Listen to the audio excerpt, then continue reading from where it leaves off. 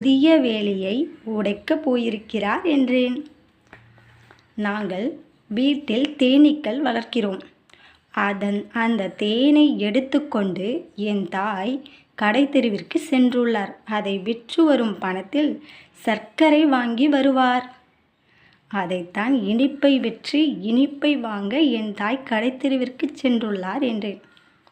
என் அண்ணன் தலையில் நிறைய பேன்கள் உள்ளன.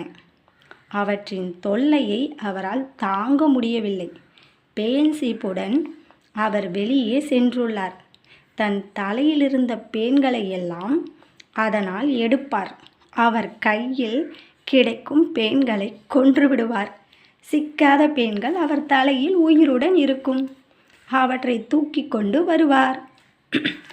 இதைத்தான் நான் என் அண்ணன் மீன் பிடிக்க கடலுக்கு போயிருக்கிறார், கிடைத்த மீன்களை எல்லாம் கொன்று அங்கேயே போட்டு விடுவார், கிடைக்காத மீன்களை உயிருடன் எடுத்து வருவார் என்றேன். சென்ற ஆண்டு என் அக்காவிற்கு குழந்தை பிறந்தது. எல்லையற்ற மகிழ்ச்சி அடைந்தாள். அவள் இப்பொழுது அந்த குழந்தை நோய்வாய்ப்பட்டு படுத்த படுக்கையாக கிடக்கிறது. தன் குழந்தை பிழைக்குமா என்ற கவலை அவளுக்கு. குழந்தையை நினைத்து அழுது புலம்பிய வண்ணம் இருக்கிறாள். இதைத்தான் நான் சென்ற ஆண்டு அவள் எதற்காக மகிழ்ச்சி அடைந்தாளோ அதற்காக இப்பொழுது அழுது கொண்டிருக்கிறாள் என்று விளக்கம் தந்தான். இதை கேட்ட செல்வரால் வியப்பை அடக்க முடியவில்லை. அருமை அருமை அருமை! இவ்வளவு சிறிய வயதில் இவ்வளவு அறிவு கூர்மையா?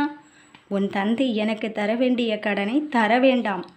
அவர் வந்ததும் அறிவுள்ள மகன் அவர் கடனை அடைத்து விட்டதாக சொல் என்று அங்கிருந்து புறப்பட்டார் சந்தோஷமாக. சரி குழந்தைகளா, நீங்கள் கேட்ட இந்த கதை பிடித்திருந்தால் நம்ம சேனலை சப்ஸ்கிரைப் பண்ணுங்கள், ஷேர் பண்ணுங்கள், லைக் பண்ணுங்கள், கமெண்ட்ஸ் பண்ணுங்கள். தேங்க்யூ.